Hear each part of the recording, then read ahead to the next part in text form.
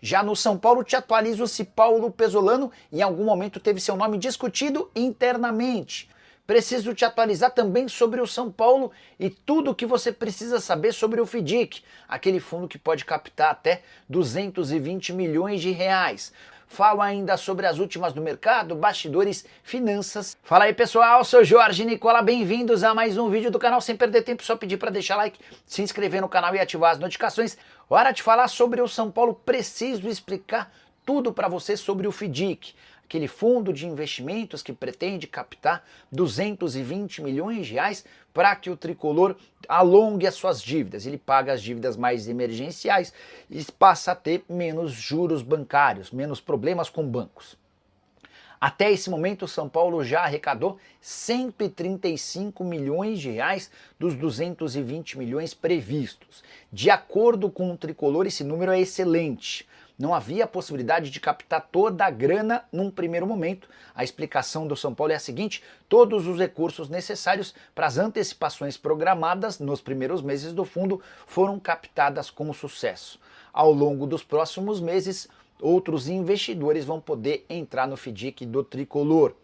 Dos 135 milhões de reais, 31 milhões foram destinados a pagamentos de dívidas bancárias. O tricolor tinha, antes do FDIC, 281 milhões de dívidas com bancos.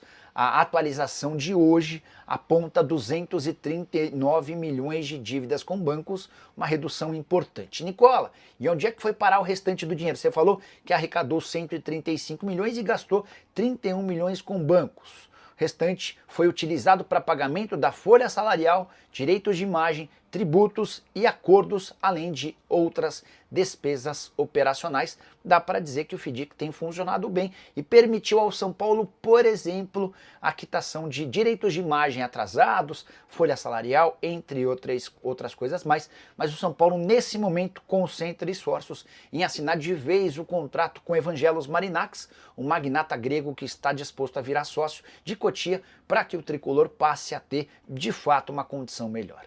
Preciso falar agora sobre o São Paulo. Paulo Pesolano, ex-técnico do Cruzeiro e demitido no fim do ano passado no Valladolid, em algum momento esteve nos planos do tricolor. Você sabe que o Zubeldia prossegue, mas essa permanência do treinador argentino também passa pela escassez de nomes no mercado. A avaliação do presidente Júlio Casares, do Carlos Belmonte e do Rui Costa, os homens do futebol, é de que nem Tite nem Renato Gaúcho se enquadram dentro da realidade financeira do clube. Mandei a pergunta sobre o Paulo Pesolano para alguém muito próximo do Júlio Casares. E a resposta foi de que o treinador uruguaio, que chegou a ser campeão da Série B com o Cruzeiro, nem foi discutido internamente. Então é um nome descartado. Pesolano, que pretende continuar trabalhando no futebol europeu. Ele havia chegado ao Valladolid em abril de 2023 e ficou até dezembro do ano passado, quando foi dispensado depois de uma derrota por 5-0 para o Atlético de Madrid. Apesar da saída do Pesolano, o Valladolid segue não fazendo boa campanha, é seríssimo candidato ao rebaixamento. Mais do que isso, dá para dizer que o Valladolid já está rebaixado para a segunda divisão espanhola. Você lembra do trabalho do Pesolano? Gostaria da contratação do treinador? A avaliação no São Paulo, pelo que eu entendi, é de que se for para trocar o Zubeldia, é necessário trazer alguém com porte, alguém com tamanho, e a avaliação interna é de que o Pesolano talvez nem seja maior do que o atual comandante. Gosta de uma pessoa do São Paulo, tá sabendo de alguma cobrança que a diretoria fez ao Zubeldia sobre utilizar a base? A pergunta tinha sido do Rodrigo Madeira. Pessoa tá dizendo que não sabe. Achei estranho, né? Escreve, você sabe de tudo, me conta aí. Nome do Pesolano em algum momento foi discutido internamente? Vamos lá, tá? Severino Costa, Nicola, por que o Marinax não ajuda o São Paulo a renovar o contrato do Matheus Alves, já que ele vai ter um percentual? Severino, acho que não houve a necessidade, tá? Pelo que eu entendi, o São Paulo vai conseguir se acertar com o Bertolucci já nos próximos dias para essa prorrogação. Chegou a resposta também de uma pessoa do São Paulo. Nome do Pesolano em algum momento foi discutido internamente? Resposta, nunca escutei, tá? Então, minha fonte São Paulina garantindo que não houve negociação nesse sentido. Flamengo e Palmeiras, 2 times nanicos, escreve o Lucas Emanuel. Será que ele é torcedor da Luz? Edson Fernando. Nicola, você tem alguma coisa sobre contratação de goleiro no São Paulo? Não, nenhum movimento nesse sentido. Os caras estão convencidos de que Rafael e Jandrei resolvem o problema. Hora de falar sobre uma joia do São Paulo, cujo contrato se encerra em janeiro do ano que vem. Eu me refiro a Matheus Alves, jogador de 20 anos de idade, titular absoluto da Copa São Paulo de Juniores, foi o camisa 10 do tricolor. Mesmo depois do título da Copinha, ele segue se destacando no time sub-20, na estreia da equipe numa competição nacional, 2 gols e 3 assistências no triunfo por 5-1 contra o Grêmio em Porto Alegre. E a situação do Matheus Alves causa alguma preocupação no tricolor por causa do seu contrato. Vale a lembrança de que a partir do segundo semestre ele já pode assinar um pré-contrato para se mudar de graça para qualquer outro time. Importante lembrar também que antes da Copa São Paulo de Juniores, houve uma determinação do Douglas Schwartzman, que é o diretor da base, que só jogariam atletas na Copa São Paulo que tivessem contrato longo, mas por alguma falha administrativa dentro de Cotia, permitiu-se que o Matheus Alves jogasse a Copinha, mesmo com um contrato mais curto.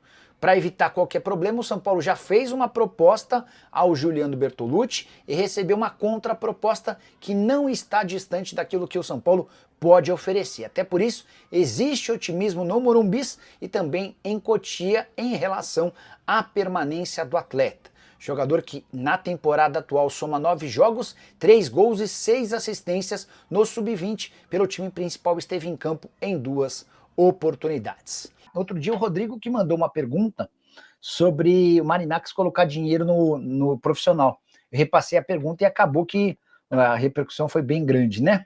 Nicola, boa noite. Você está sabendo de alguma cobrança que a diretoria fez ao Zubeldia sobre utilizar a base?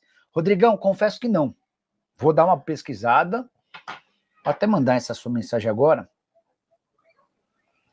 Hoje eu estava conversando com o Douglas Schwartzman, que é o diretor das categorias de base do São Paulo, tá? E essa pessoa, e o Douglas, peraí, deixa eu só mandar mensagem primeiro, senão me confundo tudo, ó. Teve isso, mandei aqui e mandei o print. Voltando para a conversa que eu tive com o Douglas, eu tinha ligado para o Douglas para perguntar para ele sobre a situação contratual do Matheus Alves, o camisa 10 da Copinha, enorme destaque, no jogo contra o Grêmio, estreia agora de uma competição pós-Copa São Paulo, o cara meteu 2 gols e deu 3 assistências na vitória por 5-1 do São Paulo contra o Grêmio fora de casa. E o contrato do Matheus se encerra em janeiro do ano que vem.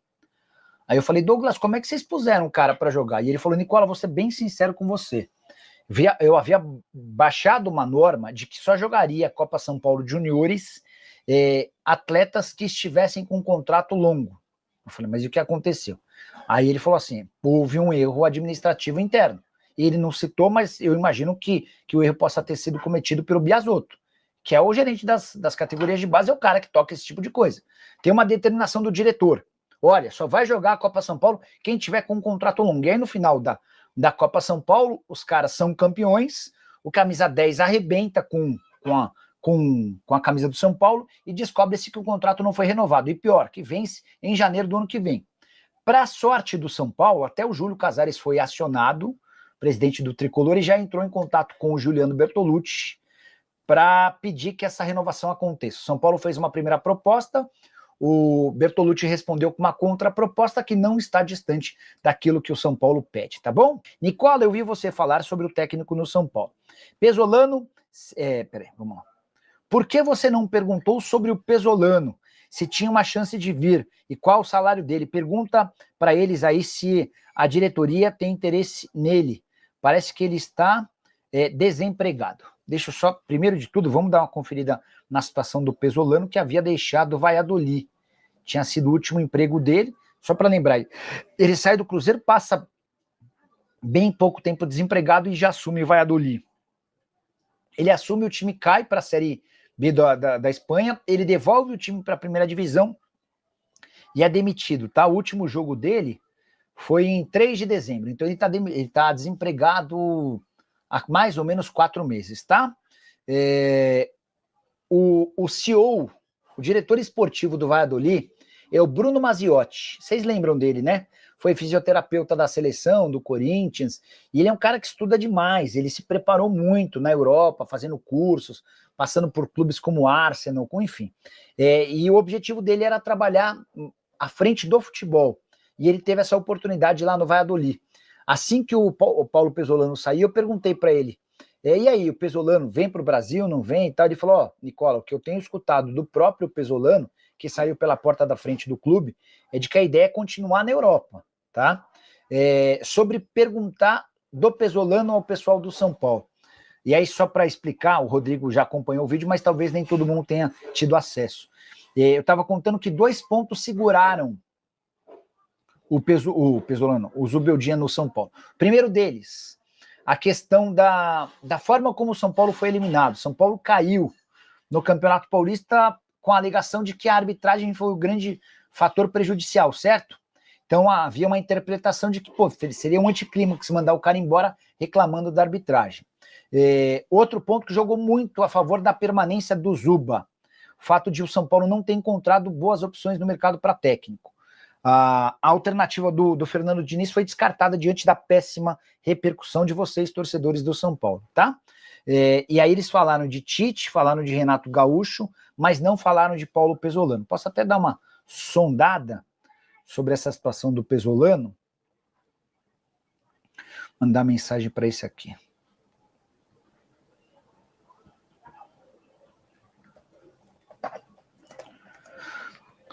Tudo em ordem por aí?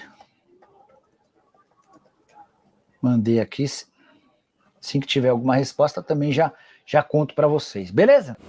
Família, ficamos aqui com o giro de notícias do São Paulo, informações exclusivas e atualizadas para você ficar por dentro de tudo, não perder nada. Deixa seu like, se inscreva neste canal, ativa aqui também o sininho de notificação, sabemos que é super importante a sua participação.